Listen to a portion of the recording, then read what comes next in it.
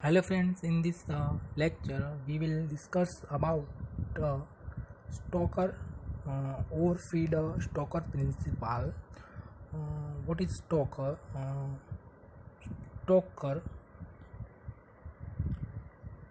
is a power operated fuel feeding mechanism and great. જે સ્ટોકર છે એ જે ઇગ્નિશન સિસ્ટમ છે જે બોઇલરની એમાં ગ્રેટ અને જે ફ્યુઅલ ફીડ થાય છે એની અંદર કમ્બશન માટે એક મિકેનિઝમ છે સ્ટોકર. તો સ્ટોકર ફાયરિંગથી શું બેનિફિટ થાય છે એ આપણે જોઈએ કે સ્ટોકર firing allow to burn large quantity of fuel with ease in controlling the combustion with higher combustion efficiency. હવે જે આપણે ફ્યુઅલ છે એ લાર્જ ક્વોન્ટિટીમાં આપણે કમ્બશન કરી શકીએ અને એનું જે કમ્બશન કંટ્રોલિંગ કરવાનું છે એકદમ ઇઝી છે. તો અને કમ્બશન ઇફિશિયન્સી આપણને આના દ્વારા વધુ મળે છે. તો આપણે પ્રિન્સિપાલ ઓફ ઓપરેશન ઓફ ઓવરફીડ સ્ટોકર એની વાત કરીએ તો આપણે આ સ્કેચ છે આખી મિકેનિઝમ સમજતા જઈએ one by one. The coal is fed on the grate and the primary. The coal is fed on the grate and the primary air is supplied from the bottom to initiate combustion. Okay, કમ્બશનને ચાલુ કરવા માટે આપણે primary air છે એને આપણે great છે જે બોઇલરનો ત્યાં આપણે દાખલ કરવામાં આવે છે પ્રાઇમરી એર. તો શું થાય છે અહીંયા ઇનિશિયલ કમ્બશન શરૂ કરવા માટે તો this primary air is heated up and cools the great while passing over it for complete burning of gases. The secondary air is admitted above the level of fuel bed. હવે primary જે air છે okay આપણે જ્યારે enter કરીએ છીએ okay એ ગ્રેટમાં directly જાય છે. Okay તો અહીં હીટ ટ્રાન્સફર થાય છે ગ્રેટ અને પ્રાઇમરી એર વચ્ચે. પ્રાઇમરી એર છે પોતે ગ્રેટ પાસેથી હીટ મેળવે છે અને હોટ બને છે અને ગ્રેટ છે એ પોતે કૂલ થઈ જાય. તો ગ્રેટ પાસે એર મળે છે બરાબર. હવે જ્યારે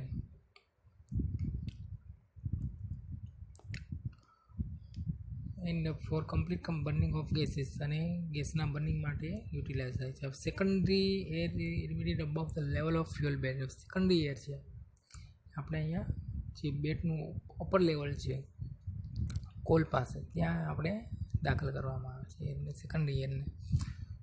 next the region above the ash contents the mixture of incandescent coal where the combustion reaction take place. Okay હવે અહીંયા જે રિજિયન છે એશ કન્ટેન્ટની ઉપરનો ઓકે એમાં ઇન્કેડેશન કોલ એટલે ગ્લોઈંગ કોલ હોય છે ઓકે એ રાખવામાં આવે છે where the combustion reaction take place. ત્યાં કમ્બશન રિએક્શન થાય છે. Oxygen react with the carbon to form CO.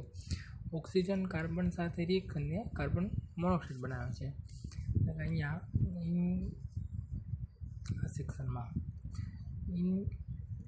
ઇનકોન્ડેશન કોક રાખવામાં આવે છે બરાબર. એશ જે સેક્શન છે તે રાખ ભેગી કરવામાં આવે એના સેક્શનથી ઉપરની બાજુ. તો શું થાય છે water vapour entering the with the air. હવે જ્યારે આ પ્રાઇમરી એર એન્ટર થયું એની સાથે વોટર વેપરના પાર્ટિકલ્સ સાથે ભળેલા હોય છે એ અંદર એન્ટર થાય છે. તો ત્યારે water vapour enters with the air reacts with the incandescent coke to form CO2 CO and H2. હવે અહીંયા કોક સાથે જ્યારે આ વોટર વેપર ભળે છે ત્યારે CO2 carbon dioxide CO carbon monoxide અને H2 હાઇડ્રોજનમાં રૂપાંતર થાય છે બરાબર.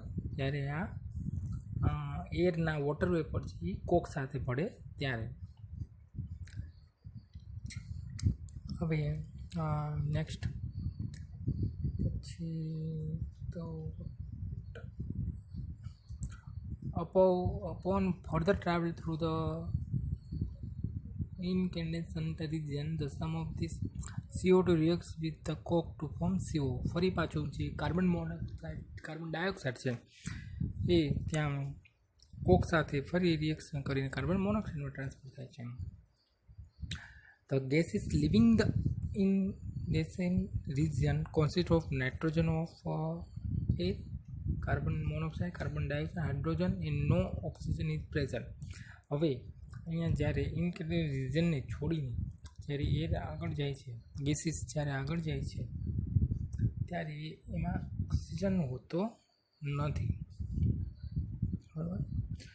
હવે અહીંયા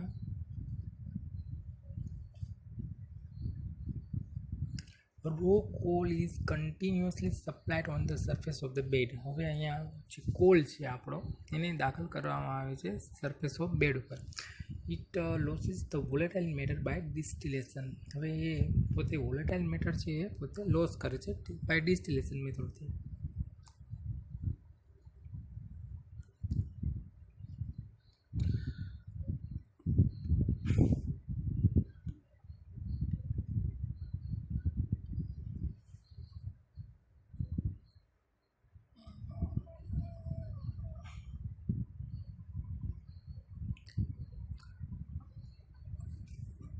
Some of these gases leaving the incandescent region consist of nitrogen.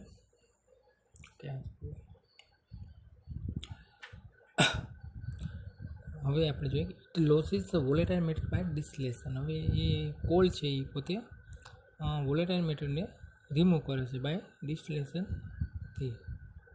તો અહીંયા વોલેટાઇલ મેટર આપણે કોક ભેળવો એટલે વોલેટાઇલ મેટર ભળી ગઈ. આ તો હતું જ CO2 N2H2. ઓકે, તો આમાંથી આપણે વોલેટાઇલ મેટર છે એ દૂર થશે. પણ અહીં ઓક્સિજન નથી એટલે ઓક્સિજન આપણે ફરી પાછું સેકન્ડરી એર દ્વારા આપણે ભેળવવું પડશે.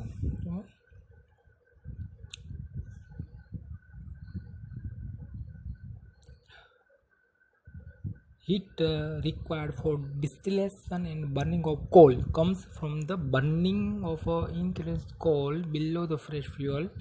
ઓકે, હવે જે પણ આપણે હીટ રિક્વાયર્ડ હોય એ કોક જે છે એનું બર્નિંગ દ્વારા આપણને જે હીટ મળે છે એ આપણે અહીંયા જે કોલ છે એને બર્નિંગ થવા માટે પહોંચાડીશું.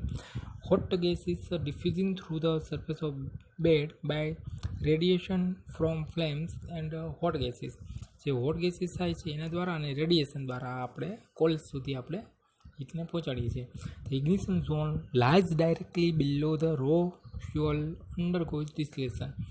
Ignition zone lies directly below the raw fuel undergoing distillation. And the gases leaving the upper surface of a bed are volatile matter CO2, CO into H2.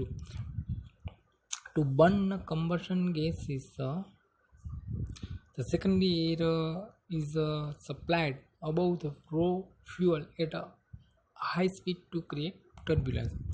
હવે અહીંયા એક તો આપણે કોકના કમ્બશનથી જે ગેસીસ પ્રોડ્યુસ થયા છે એ ઉપર જશે.